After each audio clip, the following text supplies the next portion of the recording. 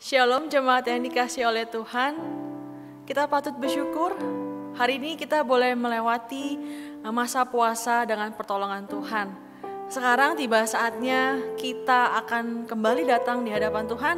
Kita berdoa dan merenungkan firman Tuhan.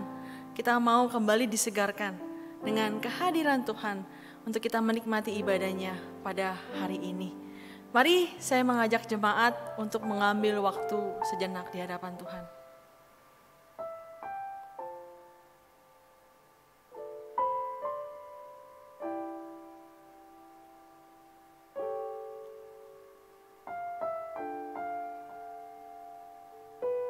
Tuhan, kami siap untuk berdoa dan mendengarkan firman-Mu.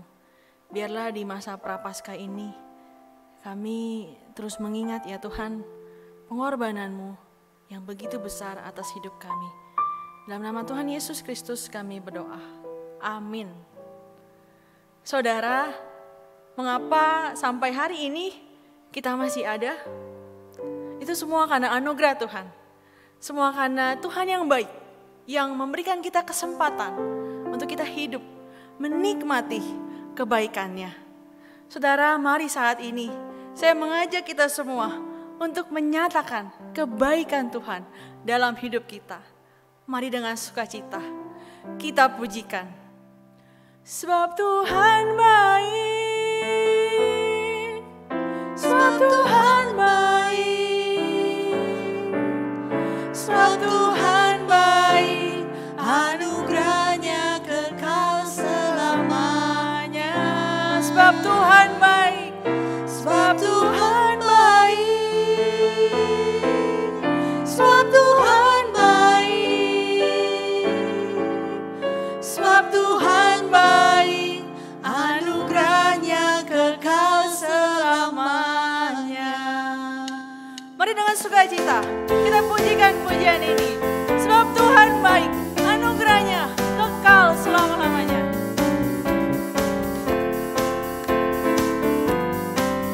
Masuk gerbangnya dengan bersyukur. Masuk gerbangnya bersyukur dengan penuh pujian. Bersuka di hadiratnya, nyanyi besarkan agung namanya. Puji dia tiuplah sangkakala, musik dan tarian. Semua makhluk di bumi di surga dengan senang hati naikkan pujian. Sebab Tuhan baik, sebab Tuhan baik, sebab Tuhan baik, anugerahnya kekal selamanya. Sebab Tuhan baik, sebab Tuhan baik, sebab Tuhan baik, anugerahnya kekal selamanya. Yesus Kristus Allah Tuhan, Yesus Kristus Allah Tuhanku, pencipta segalanya. Datang sujud di hadapannya, angkat tanganmu, naikkan pujian. Puji dia tiuplah sangkakala, musik dan tarian. Semua makhluk di bumi di surga dengan senang hati naikkan pujian. Sebab Tuhan baik, sebab Tuhan baik, sebab Tuhan baik, anugerahnya kekal selamanya. Sebab Tuhan baik, sebab Tuhan baik, sebab Tuhan baik, anugerahnya kekal selamanya. Sebab Tuhan baik, sebab Tuhan baik, sebab Tuhan baik, sebab Tuhan baik, anugerahnya kekal selamanya.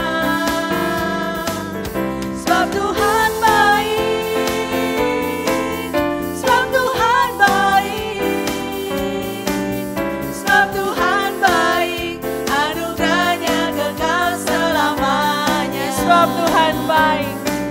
Sebab Tuhan baik, anugerahnya kekal selamanya. Sebab Tuhan baik, sebab Tuhan baik, anugerahnya kekal selamanya.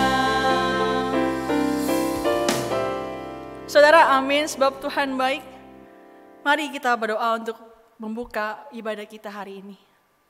Tuhan, sebab Engkau baik, karena Engkau memberikan anugerah buat kami, supaya hidup kami adalah hidup yang penuh dengan pengharapan, karena kami memiliki Tuhan yang hidup, yang menuntun dan menyertai kami. Tuhan, kami mau membawa ibadah kami di hadapan-Mu, terlepas dari apapun yang kami alami hari-hari ini. Tapi biarlah ketika kami beribadah di hadapan-Mu ya Tuhan, kami mau bawa hati kami mau bawa pikiran kami. Kami rindu ya Tuhan untuk merasakan Tuhan, untuk disegarkan dengan kehadiran-Mu ya Tuhan. Tuhan, siapakah kami? Tanpa-Mu kami gak bisa hidup ya Tuhan. Karena itu ya Tuhan, jangan biarkan kami melewati ini tanpa merasakan berkat daripada-Mu. Terima kasih Tuhan. Kami mau serahkan ibadah kami dari awal hingga akhirnya hanya dalam nama-Mu, Tuhan Yesus Kristus. Tuhan kami yang baik, dalam nama-Mu Tuhan Yesus. Amin. Saudara, apa yang terlintas di pikiran saudara ketika memikirkan gereja kita? Saya percaya kita semua berada di gereja ini karena kita mencintai gereja ini, bukan? Saya percaya itu. Bukan kebetulan, tapi semua karena rencana Tuhan. Mari saat ini kita berdoa untuk gereja kita. Kita berdoa mohon Tuhan menunjukkan kehendak-Nya bagi kita. Sebagai satu tubuh Kristus, apa menjadi kehendak-Nya dalam kehidupan kita sebagai satu tubuh Kristus di gereja kita. Kita juga tak lupa berdoa supaya iman kita bersama bertumbuh. Kita saling mengasihi, kita saling memperhatikan satu sama lain. Karena kita mau menunjukkan kasih kepada sesama kita. Dan juga kita berdoa bagi generasi muda di gereja kita. Dari sekolah minggu, remaja, pemuda, dewasa muda. Kita doakan mereka. Mereka pun mengalami pergumulan yang tidak mudah. Tapi biarlah mereka dapat melewatinya bersama dengan Tuhan. Mereka boleh dibentuk Tuhan untuk menjadi saksi Tuhan dimanapun mereka berada. Apapun yang mereka lakukan. Kita juga terus berdoa bagi ibadah kita, meskipun secara online. Tapi itu tidak mengurangi semangat kita, kerinduan kita untuk terus mencari Tuhan. Kita dukung mereka yang terlibat di balik layar persiapan ibadah ini, terkhusus dalam persiapan Jumat Agung dan Paskah. Kita doakan mereka, para rohaniwan, para pengurus, para liturgos, dan tim multimedia semua. Biar ada satu semangat yang sama untuk menyatakan kasih Tuhan melewati ibadah kita ini. Mari saat ini kita berdoa buat gereja kita. Tuhan, kami membawa gereja kami. Tuhan, kami ada di gereja ini bukan karena kebetulan, tapi karena rencana Tuhan. Kami mencintai gereja ini ya Tuhan. Kami rindu Tuhan terus menyatakan kehendak Tuhan bagi gereja kami. Khususnya di tengah pandemi seperti ini ya Tuhan. Tuhan, nyatakanlah apa yang menjadi kehendak-Mu bagi kami. Satu tubuh Kristus di Gereja Kristen Kalam Kudus Yogyakarta. Tuhan, kami juga berdoa bagi pertumbuhan iman jemaat. Tuhan, kami rindu. Kami bertumbuh imannya. Kami semakin mengenal Tuhan. Kami semakin serupa dengan Kristus. Kami saling memperhatikan. Kami saling mengasihi. Tidak ada yang berbeda. Semuanya sama.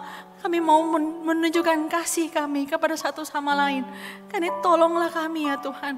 Supaya ada kerinduan, kami tergerak untuk menyatakan kasih kepada sesama kami dalam satu tubuh Kristus di gereja ini ya Tuhan. Tuhan, kami juga tak lupa dengan generasi muda di gereja kami. Mereka adalah tongkat ekstafet untuk gereja kami ya Tuhan. Kami rindu berdoa buat mereka ya Tuhan. Dari sekolah minggu, remaja, pemuda sampai dewasa muda. Tuhan, mereka pun mengalami pergumulan yang sulit. Mereka juga mengalami tantangan. Tapi kiranya ya Tuhan, Engkau Allah yang menolong mereka. Engkaulah yang menghibur mereka, Engkaulah yang menguatkan mereka, sehingga mereka dapat merasakan Tuhan, dan hidup mereka tetap menjadi berkat bagi orang-orang yang mereka temui. Apapun yang mereka lakukan, biarlah mereka menjadi saksi Tuhan dalam hidup mereka. Kami serahkan generasi muda kami ke dalam tangan-Mu ya Tuhan. Kami juga berdoa ya Tuhan untuk ibadah kami. Memang masih secara online, tapi biarlah ibadah ini membawa kami semakin cinta Tuhan, semakin merindukan untuk bersekutu bersama. Kami berdoa bagi orang-orang yang terlibat. Tuhan, Engkau yang menolong mereka. Engkau yang memberikan semangat, kekuatan ketika mereka mempersiapkan ibadah ini. Satu tujuan yang sama, untuk kemuliaan nama Tuhan. Kiranya Engkau menolong mereka ya Tuhan. Kami mau serahkan gereja kami yang terkasih, tercinta ini ke dalam tangan-Mu ya Tuhan. Ingatkan kami bahwa kami ada di gereja ini bukan kebetulan, tapi karena rencana Tuhan. Kami serahkan gereja kami ke dalam tangan-Mu ya Tuhan. Dalam nama Tuhan Yesus Kristus kami berdoa. Amin. Saudara, Dia adalah Allah yang setia. Dia Allah yang selalu memelihara kita. Memang kita masih melewati masa sulit, tapi ketika kita pegang janji Tuhan, Dia Allah yang membuat jiwa kita tenang. Kita tenang berada bersama dengan Dia. Mari kita pujikan, Bapa, Kau setia. Sebelum kita berdoa kembali untuk beberapa pokok doa lagi, mari katakan, Bapa, Kau setia.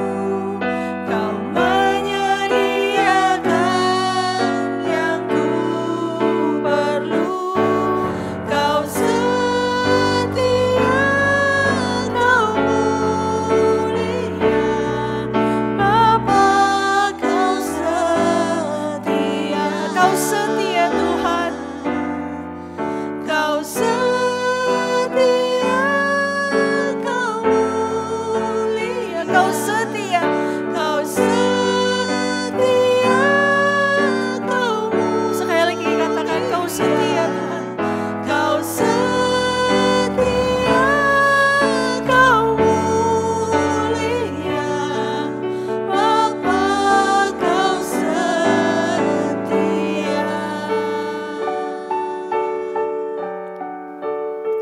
Saudara, mari saat ini kita juga mengingat sekolah Kristen Kalam Kudus.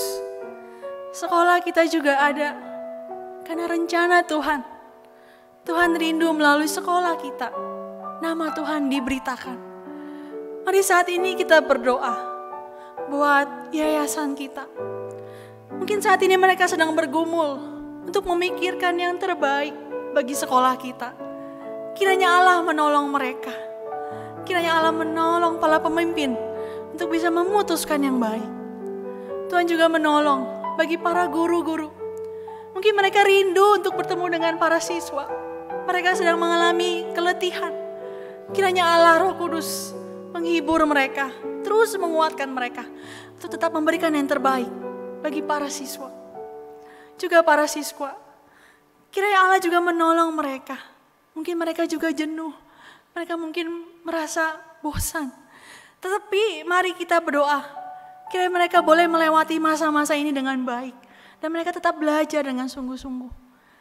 Tak lupa kita juga berdoa untuk para staf karyawan di sekolah. Mungkin mereka khawatir, mungkin mereka memikirkan hari esok. Kita juga doakan mereka, untuk mereka juga dihibur, dikuatkan oleh Tuhan, untuk bisa melewati masa ini dengan baik. Mari kita berdoa buat Sekolah Kristen Kalam Kudus Yogyakarta. Tuhan, kami menyerahkan sekolah kami ke dalam tangan-Mu. Tuhan, kami juga percaya sekolah kami ada karena rencana Tuhan. Tuhan ingin melalui sekolah kami, nama Tuhan diberitakan. Tuhan, kami berdoa khususnya di masa pandemi ini bagi para yayasan, para pemimpin sekolah. Tuhan, mungkin mereka sedang bergumul untuk memikirkan yang terbaik. Tuhan, kiranya Engkau menolong mereka, Engkau menghibur mereka, Engkau menguatkan mereka, sehingga mereka boleh memberikan keputusan yang terbaik. Tuhan juga berdoa buat guru-guru, mungkin mereka sedang keletihan, mereka kangen dengan siswa-siswa. Tuhan, kiranya menghibur mereka, Tuhan menguatkan mereka, supaya mereka tetap menolong para siswa, tetap fokus untuk mendidik mereka di dalam Tuhan. Tuhan, kiranya menolong para guru-guru ya Tuhan. Kami juga berdoa buat para siswa, mungkin mereka sedang mengalami kejenuhan juga. Tapi biarlah Allah Roh Kudus yang menolong mereka, menghibur mereka, menguatkan mereka untuk tetap belajar, untuk tetap menunjukkan anak Tuhan yang serius sungguh-sungguh untuk belajar. Kiranya Engkau menghibur para siswa yang ada ya Tuhan. Tak lupa kami berdoa bagi staf karyawan yang ada. Mungkin mereka khawatir ya Tuhan memikirkan hari esok. Tapi biarlah ketika mereka membawa hidup mereka kepadamu ya Tuhan, mereka punya kekuatan, mereka punya penghiburan ya Tuhan. Kami serahkan sekolah kami ini ke dalam tangan-Mu ya Tuhan. Terima kasih Tuhan. Dalam nama Tuhan Yesus Kristus kami berdoa. Amin. Bapa Surgawi memelihara kita. Mari kita angkat pujian ini saudara.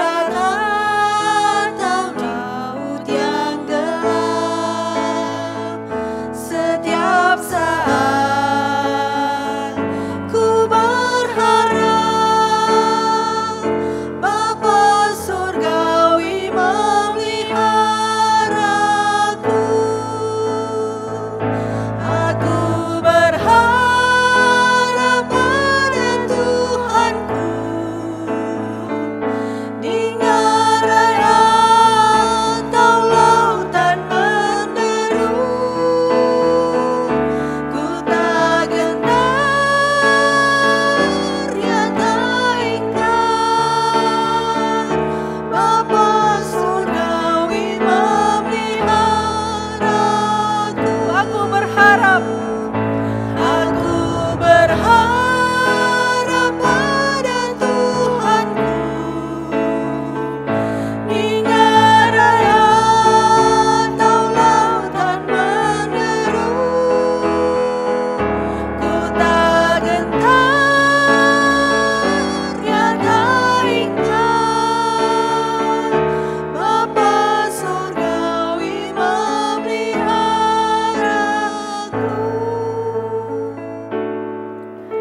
Tak lupa kita juga terus mendoakan bangsa kita. Kita hanya bisa berharap, hanya bisa memohon kepada Tuhan. Mari kita berdoa. Tuhan menolong bangsa kita melalui usaha mengatasi pandemi ini. Kiranya Allah yang menolong. Usaha vaksinasi, Tuhan yang menolong. Kiranya vaksinasi ini dapat berjalan sesuai dengan rencana Tuhan. Tuhan juga menolong setiap rakyat Indonesia untuk boleh punya hati mengikuti protokol kesehatan dan mendukung pemerintah untuk mengatasi pandemi ini. Kita juga berdoa, banyak permasalahan yang lain, tapi biarlah Tuhan yang menolong bangsa kita untuk dapat melalui ini satu persatu. Mari kita berdoa menyerahkan bangsa kita. Tuhan, kami tak lupa menyerahkan bangsa kami ke dalam tangan-Mu ya Tuhan. Tuhan, usaha vaksinasi yang ada, kiranya Engkau yang menolong ya Tuhan. Pemerintah sedang melakukannya di seluruh Indonesia.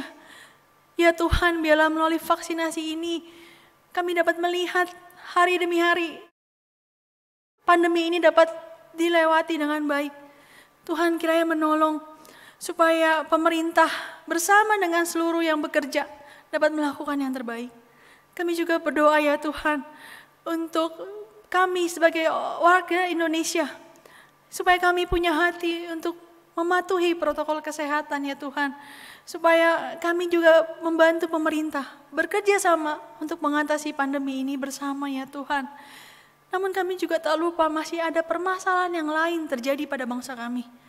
Namun kami hanya berharap bersandar kepadamu ya Tuhan. Kiranya Engkau yang menolong kami, menolong bangsa kami untuk dapat melewati masalah ini dengan pertolongan Tuhan. Kami sebagai orang Indonesia, berikanlah kami hikmat jikalau kami dimampukan untuk melakukan sesuatu bagi bangsa kami ya Tuhan. Kami menyerahkan bangsa kami hanya ke dalam tangan-Mu ya Tuhan. Dalam nama Tuhan Yesus Kristus kami berdoa. Amin. Saudara, saya nggak tahu hari ini apa yang menjadi pergumulan saudara akhir-akhir ini. Namun mari kita hari ini belajar kembali jujur di hadapan Tuhan. Mari kita berdoa. Kita minta agar melalui pergumulan yang kita hadapi, kita makin cinta Tuhan. Kita makin mau berjuang untuk melakukan kehendak Tuhan. Mari kita ambil waktu untuk berdoa buat pergumulan kita pribadi.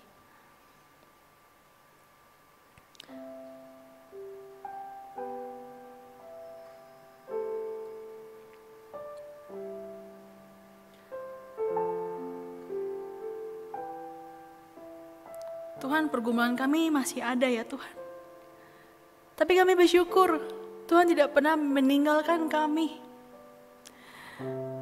Tuhan, tolonglah kami supaya melalui pergumulan ini kami tidak kehilangan iman. Tapi kami makin cinta Tuhan. Kami makin berjuang untuk melakukan kehendak Tuhan. Karena itu kami menyerahkan pergumulan kami ke dalam tangan-Mu ya Tuhan. Terima kasih Tuhan, Engkau Allah yang setia mendengarkan kami. Tuhan, inilah doa kami. Kami serahkan pokok doa kami ke dalam tangan-Mu ya Tuhan. Jadilah kehendak-Mu ya Tuhan, bukan kehendak kami. Dan ajarlah kami terus berdoa, terus mencari wajah-Mu ya Tuhan. Sebab Engkaulah kekuatan kami untuk menjalani hidup kami di dunia ini. Terima kasih ya Tuhan. Dalam nama Tuhan Yesus Kristus kami berdoa. Amin. Saat ini kita mau mendengarkan kebenaran firman Tuhan. Kiranya jiwa kita seperti rusa yang merindukan air. Kiranya kita selalu haus akan kehadiran Tuhan. Mari kita mengangkat pujian ini. Namun sebelumnya kita merenungkan setiap kata yang ada. Biarlah singer yang menyanyikan terlebih dahulu. Seperti rusa rindu sungaimu, jiwaku rindu Engkau. Kaulah Tuhan hasrat hatiku, ku rindu menyembahmu. Engkau kekuatan dan perisaiku, kepadamu rohku berserah. Kaulah Tuhan hasrat hatiku, ku rindu menyembahmu. Seperti rusa yang rindu sungaimu. Seperti rusa rindu sungaimu, jiwaku rindu Engkau. Kaulah Tuhan hasrat hatiku, ku rindu menyembahmu. Engkaulah ya Tuhan. Engkau kekuatan dan perisaiku, kepadamu rohku berserah.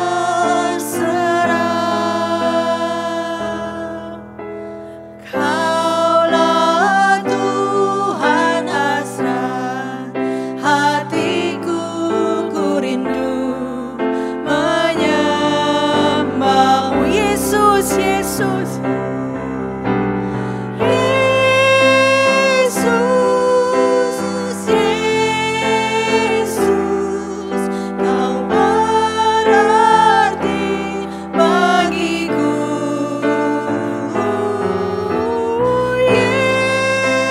Yesus, Yesus, Kau segalanya bagiku. Yesus Tuhan. Yesus, Yesus, Kau berarti bagiku.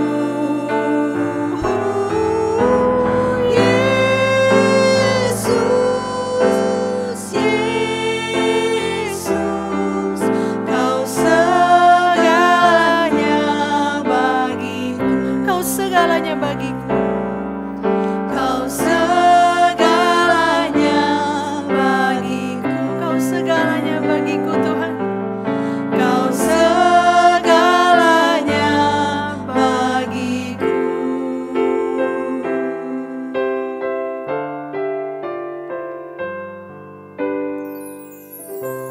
Amin. Tuhan adalah segalanya untuk kita. Mari kita berdoa untuk merenungkan kebenaran firman Tuhan. Terima kasih ya Tuhan. Jiwa kami haus akan Tuhan. Kami rindu kehadiran-Mu ya Tuhan. Biar melalui renungan ini ya Tuhan, jiwa kami disegarkan. Dan kami kembali diingatkan untuk melakukan firman Tuhan. Dalam nama Tuhan Yesus Kristus, kami telah berdoa. Amin. Shalom, sekali lagi saudara yang dikasihi oleh Tuhan. Kita bersyukur kita boleh kembali merenungkan kebenaran firman Tuhan. Namun sebelum saya mengajak kita merenungkan firman Tuhan ini, saya mau kita sedikit flashback. Ya. Kita sedikit kembali ke bulan Desember tahun lalu. Kalau saudara masih ingat, kita berbicara dalam kebaktian doa itu secara berturut-turut, kita berbicara tentang jemaat 1 Petrus yang mengalami aniaya karena percaya kepada Kristus. Saudara masih ingat? Ya, bagaimana jemaat 1 Petrus mengalami aniaya karena percaya kepada Yesus Kristus. Hari ini kita mau kembali merenungkan tentang penganiayaan menurut ucapan bahagia yang Yesus katakan pada waktu itu. Namun sebelumnya saya mau ngajak untuk memberikan satu pertanyaan kepada Bapak, Ibu, Saudara yang usianya 18 tahun ke atas, ya. Jadi Bapak Ibu yang usianya 18 tahun ke atas, coba nanti jawab pertanyaan saya, ya. Buat yang para remaja, mungkin bisa dengerin dulu ya. Ataupun kalau nanti kalian mengalami, ya nggak apa-apa, gitu ya. Oke, pertanyaannya adalah, kalau misalnya kita pergi ke sebuah restoran yang enak makanannya, dan setelah kita coba memang benar-benar kita merasakan enaknya makanan itu.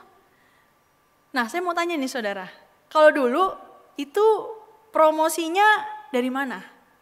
Bapak Ibu Saudara yang usianya 18 tahun ke atas silakan menjawab. Dari mana promosinya? Ya, dari mulut orang bukan? Mungkin tetangga datang ke rumah, terus mungkin saudara datang ke rumah, terus ngobrol-ngobrol, terus tiba-tiba dia berkata gitu ya, cobain tuh makan di restoran itu, ya restorannya enak makanannya, penjualnya nggak pelit, porsinya cukup oke kok, cukup pas, terus juga harganya juga nggak mahal, cobain pergi ke restoran itu. Saudara, zaman dulu, ya waktu dulu itu promosi melalui sosial media nggak ada gitu ya. Tapi mulut ke mulut itu sangat powerful, sangat berkuasa.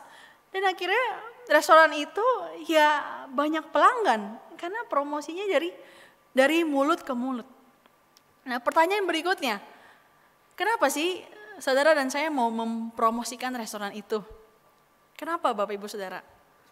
Ya, karena kita udah ngerasain rasanya yang enak, pas, kita merasakan manfaat langsung ketika kita mencoba makanan itu.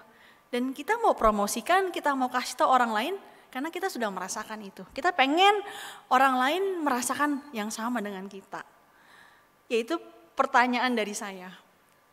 Bapak Ibu Saudara, kita percaya kepada Yesus. Kita diselamatkan dari hukuman dosa dan menerima hidup yang kekal. Bapak Ibu Saudara, itulah manfaat langsung yang kita terima ketika kita menjadi anak-anak Tuhan, bukan? Kita menerima itu dari Allah kita melalui Yesus Kristus yang mati untuk kita. Namun pertanyaannya, sudahkah kita memberitakan, kita menceritakan apa yang kita terima itu, manfaat yang kita terima itu kepada orang lain, supaya mereka juga merasakannya. Hari ini saya mau mengajak kita untuk merenungkannya melalui ucapan bahagia yang terakhir. Matius 5 ayat 10 berkata demikian. Matius 5 ayat 10. Berbahagialah orang yang dianiaya oleh sebab kebenaran, karena merekalah empunya kerajaan sorga. Saya ulangi sekali lagi. Berbahagialah orang yang dianiaya oleh sebab kebenaran, karena merekalah empunya kerajaan sorga. Dalam terjemahan bahasa Indonesia masa kini, itu dikatakan demikian. Berbahagialah orang yang melakukan kehendak Allah, karena mereka adalah anggota kerajaan Allah. Frasa ini frasa yang sama Bapak Ibu Saudara dengan ayat 3 ya. Ayat 3 mengatakan demikian, berbahagialah orang yang miskin di hadapan Allah karena mereka yang empunya kerajaan sorga. Salah satu penafsir mengatakan demikian, Matius menyusun pernyataan ucapan berbahagia ini itu dengan pernyataan yang sama dari awal sampai dan di akhir. Nah, penafsir ini berkata, jika orang percaya memulai dengan kerajaan Allah, maka ia akan mengakhiri hidupnya dengan terus mengingat akan kerajaan Allah. Jadi kalau tidak melakukan seperti itu, maka orang itu bukan berasal dari kerajaan Allah. Mari kita lihat koneksinya seperti ini Bapak Ibu Saudara. Orang yang miskin di hadapan Allah adalah apa sih? adalah orang yang sadar betul bahwa yang dia paling butuhkan bukan harta dunia, bukan apapun yang ada di dunia ini, tapi kehadiran Allah dalam hidupnya. Orang yang sangat merindukan kehadiran Allah dalam hidupnya. Artinya apa? Orang ini tentunya telah menerima keselamatan dari Allah. Lalu dikatakan, berbahagialah orang yang dianiaya oleh sebab kebenaran, karena merekalah yang mempunyai kerajaan sorga. Jadi penafsir ini mau mengatakan, orang yang menerima keselamatan dari Allah, maka sampai akhir hidupnya, maka dalam perjalanan hidupnya, ketika ia mengalami penganiayaan, ia akan tetap menyatakan kebenaran. Karena mereka adalah anggota kerajaan Allah. Jadi lebih sederhananya seperti ini Bapak Ibu Saudara. Orang yang miskin di hadapan Allah, itu apabila ada penganiayaan, itu dia tidak akan menyangkal Allah, tidak akan menyangkal Tuhan. Karena kalau tidak, kalau orang itu menyangkal, maka orang itu memang dari awal tidak miskin di hadapan Allah, atau tidak pernah menerima keselamatan itu. Maka dari itu untuk melihat konteks ayat ini, kita harus mendasari terlebih dahulu bahwa orang yang dianiaya adalah orang yang sudah menerima keselamatan dari Allah. Jadi waktu Yesus berkata, berbahagialah orang yang dianiaya oleh sebab kebenaran, karena mereka lah yang punya kerajaan sorga. Saudara tahu apa yang dipikirkan oleh orang Yahudi, termasuk pada para murid pada waktu itu? Jadi ketika mereka mendengar perkataan itu, yang mereka ingat, yang mereka pikirkan adalah orang yang dianiaya itu adalah para nabi di perjanjian lama. Musa, Hosea, Yeremia, Yoel, Yesaya, Nahum, Habakuk, dan nabi-nabi lain yang ada di perjanjian lama. Itu yang diingat oleh mereka. Dari mana mereka tahu? Dari kitab Taurat, dari hukum Taurat, dari kitab para nabi. Dari situ mereka tahu bagaimana nabi-nabi Allah harus mengalami penganiayaan, harus mengalami dihukum, dihina, dicela, karena memberitakan kebenaran, memberitakan firman Allah kepada bangsa Israel atau bangsa lain yang pada waktu itu tinggal bersama dengan bangsa Israel, saudara. Karena lalu selanjutnya Yesus bilang di ayat 11-12. Berbahagialah kamu jika karena aku kamu dicela dan dianiaya dan kepadamu difitnahkan segala yang jahat. Bersukacitalah dan bergembiralah karena upahmu besar di sorga. Sebab demikian juga telah dianiaya nabi-nabi yang sebelum kamu. Ketika mereka mendengarkan ini lagi, mereka makin penasaran dengan perkataan Yesus. Tadi saya bilang, mereka tahu orang yang dianiaya oleh kebenaran itu para nabi. Tapi sekarang Yesus berkata, berbahagialah kamu jika karena aku kamu dicela dan dianiaya. Dan kepadamu difitnahkan segala yang jahat. Mereka bertanya, ini orang ini siapa sih? Mengapa Yesus menyebut berbahagialah kalau kamu dianiaya karena aku? Ini menimbulkan pertanyaan dalam pikiran orang Yahudi, dalam pemahaman mereka. Karena dalam pemikiran orang Yahudi, saudara, tidak ada nabi atau guru yang mengajak pengikutnya untuk ikut-ikutan dianiaya. Jadi mereka mempertanyakan perkataan Yesus ini yang berbeda dengan pemahaman mereka. Karena itu, ucapan berbahagia, Yesus sedang mengkritik, Yesus sedang ingin mengubah konsep pemahaman yang salah dari pemikiran orang Yahudi. Mereka, apa yang Yesus mau ubah? Mereka mengaku Allah Yahweh, percaya. Tetapi mereka hanya mau menjadi penikmat firman itu. Mereka tidak mau menderita seperti para nabi. Saya ulangi ya, mereka mengaku percaya kepada Allah, tapi dalam hidup mereka tidak mau mendengarkan firman Tuhan dan melakukan kehendak Tuhan. Misalnya mereka harus menderita karena nama Allah, mereka nggak mau. Karena bagi mereka itu adalah bagian para nabi. Saudara, oleh karena itu, pada bagian ini, Yesus ingin menegaskan perintah baru, ketetapan baru bagi umat manusia. Seperti ini saudara, zaman perjanjian lama, Allah mengutus para nabi untuk melakukan kehendak Allah, untuk memberitakan firman kepada bangsa Israel atau bangsa lain yang pada waktu itu tinggal bersama dengan bangsa Israel, untuk bertobat, untuk kembali kepada Allah.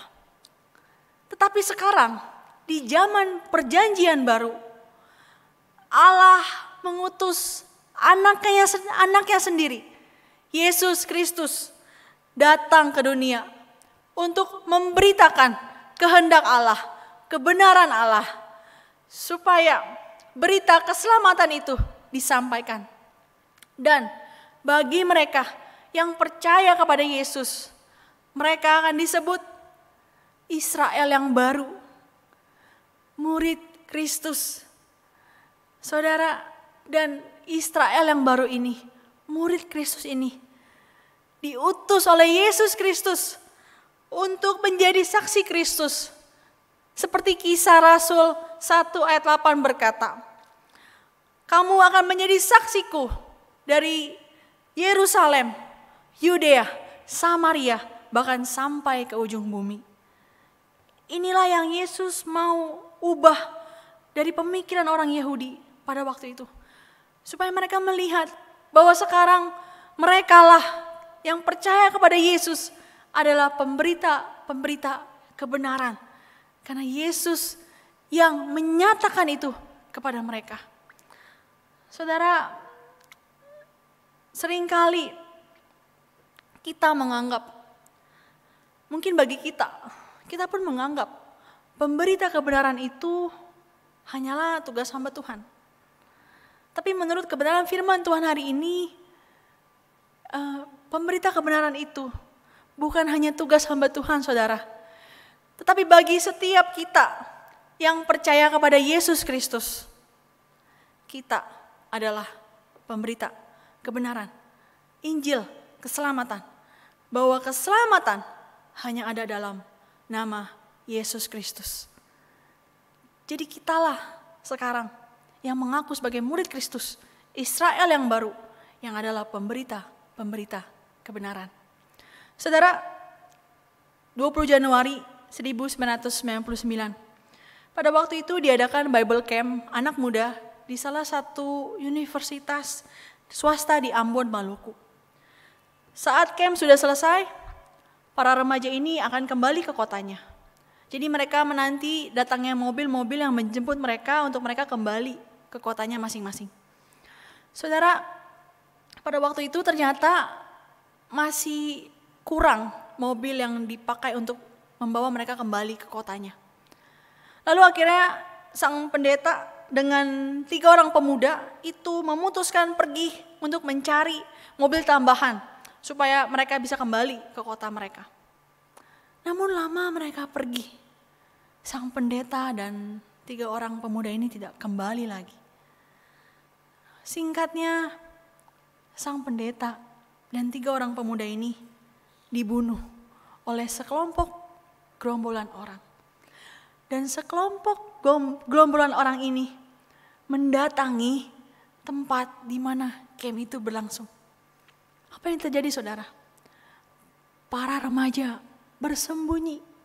Mereka takut. Tetapi gerombolan orang ini menemukan salah satu dari mereka dan menyeretnya untuk berdiri di hadapan gerombolan ini. Lalu salah satu dari gerombolan ini bertanya kepada remaja ini. Katanya, "Sangkal Yesusmu atau kamu akan kami bunuh." Saudara, remaja ini sangat ketakutan. Tapi walaupun dia ketakutan, ia menjawab, "Beta Laskar Kristus." Lalu apa yang terjadi, saudara? Salah satu dari gerombolan ini mengayukan pedang ke perut dari remaja ini dan merobek Alkitab yang remaja ini pegang. Lalu dia ayukan lagi pedang. Dan pedang ini merobek perut dari remaja ini sampai isinya hampir keluar.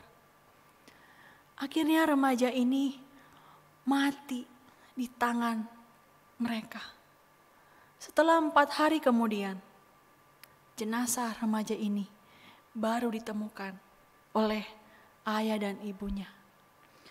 Saudara, remaja ini telah menjadi pemberita kebenaran.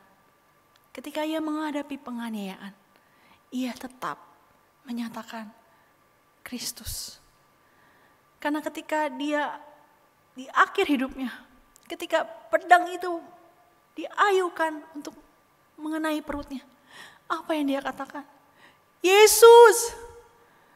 Tetapi nyawanya memang tidak tertolong. Namun remaja ini dikatakan pahlawan iman yang menyatakan kebenaran sampai akhir. Siapakah remaja ini? Dia adalah Roy Ponto yang harus mati martir pada tanggal 20 Januari 1999. Dia telah menjadi pemberita kebenaran. Saudara, saya mendengar kisah ini sudah sangat lama, sejak saya masih pemuda. Namun kisah ini entah mengapa membuat saya terus teringat. Saya tidak pernah lupakan kisah ini. Bahkan seringkali saya berkata sama Tuhan, kok Tuhan ada ya orang seperti ini? Seorang remaja yang begitu rela dianiaya demi nama Tuhan. Lalu bagaimana dengan saya, Tuhan? Apakah saya bisa seperti remaja ini? Atau orang-orang percaya di belahan dunia sana yang rela dianiaya karena menjadi pemberita kebenaran? Saudara, saya yakin orang-orang yang rela dianiaya demi kebenaran Tuhan, mereka adalah orang-orang yang mencintai Tuhan, mencintai firman Tuhan, sehingga mereka mampu mengatasi penganiayaan itu. Bukan dengan kekuatan mereka, tapi karena Tuhan yang memampukan mereka. Saudara, karena itu menjadi Kristen itu bukan tentang menjadi penikmat kebenaran, tapi bagaimana kita menjadi pemberita kebenaran yang rela dianiaya oleh dunia yang menolak Kristus. Saudara, jangan kita terjebak dengan pemikiran yang merasa, aduh aku gak berani untuk mengatakan tentang Tuhan. Sudahlah, cukup lewat perbuatanku saja yang baik. Saudara, saya setuju kita harus menunjukkan cara hidup yang benar kepada dunia ini. Tetapi jangan lupa, kita sudah diselamatkan oleh Kristus. Kita menerima hidup yang kekal. Jangan kita hanya menikmati keselamatan itu untuk diri kita sendiri. Mari kita membuat hidup kita menjadi Injil yang terbuka. Ketika orang melihat hidup kita, mereka melihat Kristus. Ketika mereka melihat perbuatan kita, mereka melihat perkataan kita, mereka mengenal Kristus. Karena dalam 2 Korintus 4 ayat 8 sampai 10 Paulus pernah berkata demikian. Dalam segala keadaan kami ditindas namun tidak terjepit. Kami dianiaya namun tidak ditinggal sendirian. Kami dihempas namun tidak binasa. Kami senantiasa membawa kematian Yesus di dalam tubuh kami, supaya kehidupan Yesus juga menjadi nyata di dalam tubuh kami.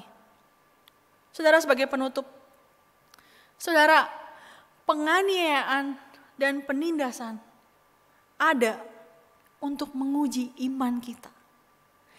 Jikalau kita tidak menyangkal Kristus dan setia sampai akhir, maka kita dikatakan berbahagia. Namun jika kita menyangkal Kristus, berpaling darinya, maka kita bukanlah pengikut Kristus yang sejati.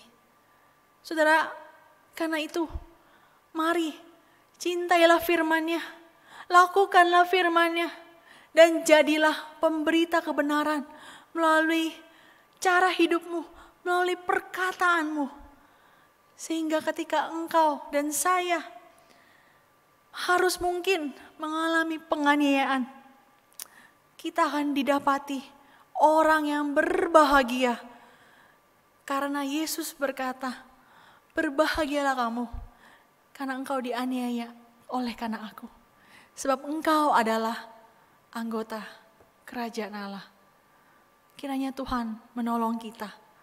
Supaya firman ini menolong kita, memampukan kita untuk setia mengikut Tuhan sampai akhir. Mari kita berdoa. Tuhan, tolonglah kami. Untuk kami setia mencintai firman-Mu, melakukan firman-Mu, memberitakan firman-Mu lewat cara hidup kami, lewat perkataan kami. Kami nggak tahu apa yang akan terjadi dalam hidup kami ke depan. Namun ya Tuhan, apabila kami harus menghadapi penganiayaan atau hal yang tidak menyenangkan, Tuhan kuatkan kami, Tuhan mampukan kami, supaya kami setia sampai akhir. Kami rindu mendengar suara Tuhan berkata, berbahagialah kamu, karena kamu dianiaya oleh karena aku, sebab kamu adalah anggota kerajaan Allah. Biarlah firman-Mu ini menolong kami ya Tuhan. Hanya dalam nama-Mu Tuhan Yesus Kristus kami telah berdoa. Amin. Kiranya Tuhan menolong kita untuk terus mencintai Tuhan, mencintai firman-Nya, dan melakukan firman-Nya. Saudara, ibadah kita telah selesai. Tuhan Yesus memberkati kita semua.